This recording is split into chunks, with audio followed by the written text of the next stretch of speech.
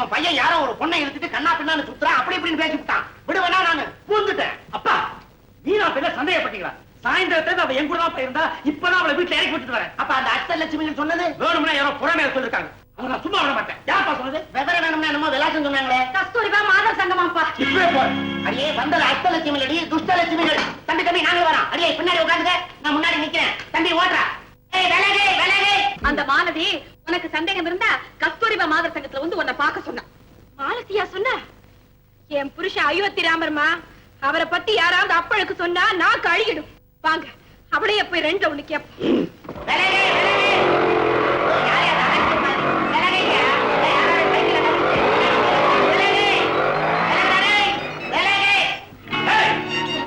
என் மனைவியை பத்தி யாரோ தாறுமாறா பேசுறீங்களாமே, என்ன துணிச்சல் இருந்தா அவ மேல பழி போடுறீங்க. என்ன நீ முடிக்கிறீங்க?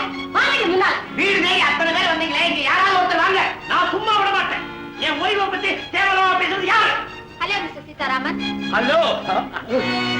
நீங்க அது வந்து இது போய் நான் தான் சொன்னேன் உங்க மனைவி பத்தி. நீங்களா சொன்னீங்க? நான் வேற யாரோ சொன்னாங்க நினைச்சு. அப்பா இவங்க சொன்னா ஓகே ஓகே வாங்கப்பா போலாம். இருடா. நான் சொன்னா ஓகே சொல்லிட்டா மத்த டீடைல்ஸ் வேண்டாமா? வேண்டாம் வேண்டவே வேண்டாம். இப்ப எனக்கு எல்லாமே புரிஞ்சு போச்சு. வாங்கப்பா போலாம். இருடா.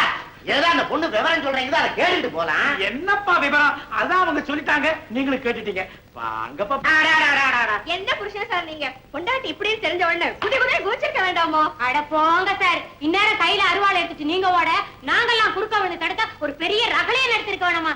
ஏமாத்திட்டீங்களே சார். போங்க சார், எங்க கற்பனை பூரா கெடுத்துட்டீங்களே சார். ஏம்மா, என் பொண்டாட்டி தெரியாதனமா தப்பு பண்ணிட்டா, நான் அவளை மன்னிச்சுட்டேன். நீங்களும் சுற்றுங்கம்மா. அடடடடட, உங்கள மாதிரி ஹஸ்பண்ட் எனக்கு கிடைக்கலையே சார். என்னடா அந்த பொண்ணு உஷ்ண காத்தா விடுது? சீதாராமன், உங்க பெருந்தன்மைக்கும் பெரிய மனசுக்கும் உங்க மனைவி துளி கூட லாய்க்கல. அவ ஒரு உருப்படாத ஜன்மம், ஓடுகாலி முண்டோம். மாலதி, மீனா வந்துட்டியா? இரு இரு, இவர் விஷயத்தை முடிச்சுட்டேன் சார். உங்க மனைவி அந்த நிலையில சந்திப்பேன்னு நான் கொஞ்சம் கூட எதிர்பார்க்கல. அவ மடியில படுத்துக்கிட்டு பேசுற பேச்சு இருக்கே, அப்பப்பா. மாலதி கொஞ்சம் பொறுமையா இருடி, இது பெரிய விவகாரம். முதல்ல இதை முடிச்சுறேன் சார். நீங்க உங்க மனைவிய உடனடியா டைவர்ஸ் பண்ணி ஆகணும்.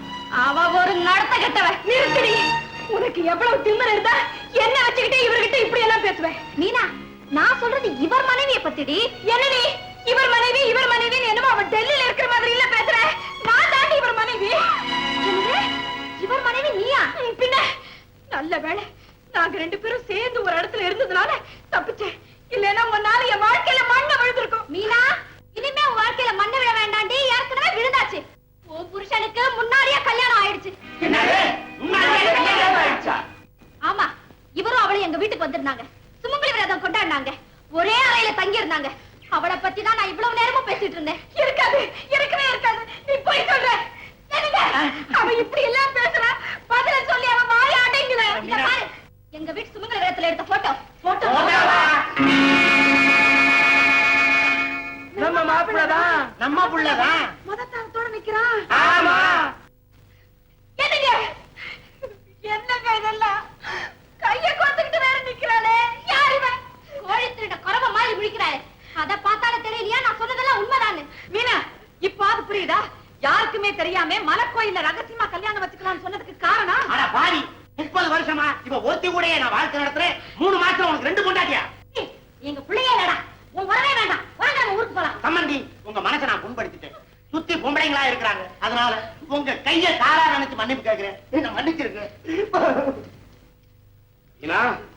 இவன் அயோத்தி ராமன் சொன்னியே, இவன் அயோக்கிய ராமன். இவன் ராமரே இல்லப்பா, கோவலன்னு இப்பதான் புரிஞ்சுக்கிட்டேன். நீ ஒண்ணு கண்ணையா இருக்க வேண்டாண்டி, காளியா மாறு. அப்பதான் என் பொண்ணு. ஏய், இருதாரத்தட சட்டப்படி உன்னை 7 வருஷம் உள்ள வைக்கல. நான் மீனாவுடைய அப்ப இல்ல. கோ கோ கோ கோ கோ கோ கோ வாட்ல சந்திக்கிறேன்னு சொல்றீங்களா? ஆமா, வா.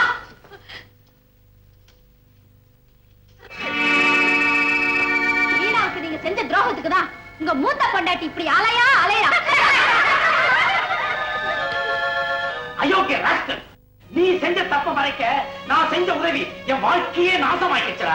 எங்க அப்பா அம்மா, என் மாமனார் மாமியார், உன் மனைவி என் மனைவி, ஊர்ல உள்ள பொம்பளைங்க அத்தனை பேர் என் பேர காரி துப்புற அளவுக்கு ஆயிடுச்சுடா. இனிமே உனக்காக நான் தியாகம் செய்ய தயாரா இல்ல. நடந்த உண்மையெல்லாம் நான் சொல்லத்தான் போறேன். சீதாராமா, அவசரப்படாத. தயவு செஞ்சு நான் சொல்றது கேட்டா ப்ளீஸ். இப்படி கால்ல விழுந்து எனக்கு காலவாய் இருக்கேடா பாரு. நான் மல்லாந்து விழுந்து கிடக்க எல்லாரும் என் மேல ஏறி முதிச்சுட்டு போறாங்கடா செண்டாடா. டேய் நீயா நானாங்கிற வாழ்க்கை பிரச்சனை வந்தாச்சுடா. ரெண்டுல ஒண்ணு முடிவு தெரிஞ்சு ஆகணும். இனிமேல் நான் உன்னை கஷ்டப்படுத்த விரும்புறேன். எனக்கு 24 மணி நேரம் அவகாசம் கொடு. என்னடா பண்ணுவேன்? நல்லா யோசனை பண்ணுவேன். நீயும் நானும் பாதிக்கப்படாம தப்பிக்க ஏதாவது வழி இருக்கான்னு பாப்பேன்.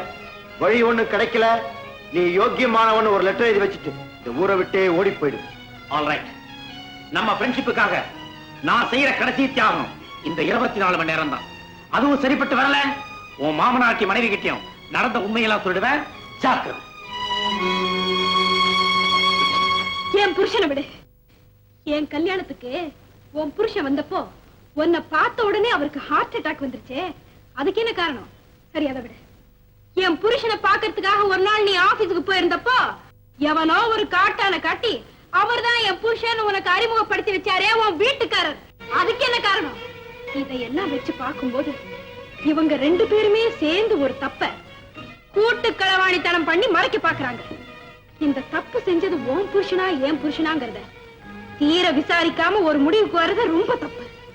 நீ சொல்றதும் சரிதான். ஆனா இந்த விஷயத்தை யார்கிட்ட விசாரிக்கிறது? இருக்காளே என் சக்கரத்தி, அவளை கண்டுபிடிச்சு விசாரிக்கணும். அவ எங்கே எவனோட இருக்காளோ? இப்ப பேப்பர்ல இருக்கா. இன்னைக்கு ராத்திரி 8 மணிக்கு ஹோட்டல் குபேராவில கேப்ரே டான்ஸ் ஆட போறாளாம். போட்டோவோட பத்திரிகையில வந்திருக்கு. பிரமாதமான ஐடியா. மாலதி, உங்க அப்பாவை கூட்டிக்கிட்டு இன்னைக்கு ராத்திரி அந்த ஹோட்டலுக்கு போவோம்.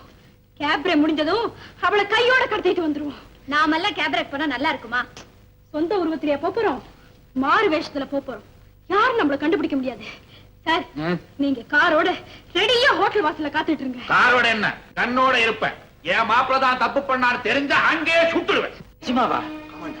நம்ம 2 பேர்ல உண்மையான குற்றவாளி யாருன்னு கண்டுபிடிக்க இருக்கிற ஒரே ஒரு சாட்சி ஷர்மிலி தான்.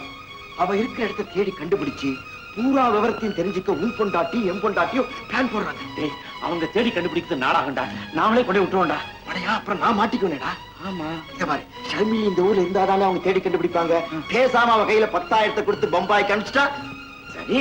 அதுக்கப்புறம் சொல்றேன். சீதாராமா, நம்ம பொண்டாட்டிங்க 2 பேரும் அந்த ஷர்மிலியை தேடி தேடி அழுத்து போயிடுவாங்க. நீ என்ன செய்யற? உன் பொண்டாட்டிகிட்ட போய் என்ன பத்தி தப்பா சொல்லி நீ நல்ல பேர் வாங்கிக்க. நான் என் பொண்டாட்டிகிட்ட போய் உன்னை பத்தி கண்ணாபின்னான்னு சொல்லி நான் நல்ல பேர் வாங்கிக்கிறேன். நம்ம 2 பேரும் நம்ம பொண்டாட்டிங்க கிட்ட நல்ல பேர் வாங்கிக்குவோம். எப்படி என் திட்டம்? சத்தியமா ஒண்ணும் புரியலடா. எப்படியோடா என் பொண்டாட்டி கூட என்ன வாழ வைடா. டோன்ட் வரி சீதாராமா, அதுக்கு நானாச்சு. ஆனா நான் சொல்றது கவனமா கேட்டுக்க.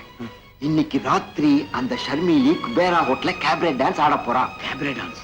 நம்ம 2 பேரும் அங்க போறோம். டான்ஸ் முடிஞ்சதும் அவளை அப்படியே பேக் யார்டு வழியா கடத்திக்கிட்டு போய் சரியா 10:30 மணிக்கு பம்பாய் மெயில்ல ஏத்துறோம். ஏற்கனவே இந்த சீதாராமன் பேர் ரிப்பேர். இதுக்கப்புறம் நான் கேப்ரே டான்ஸ் பார்த்து கடத்தல் வேலை பண்ணேன்னா அப்புறம் அவ்வளவுதான்டா. மடையா இப்படியா போக போறோம்? மாறு வேஷத்துல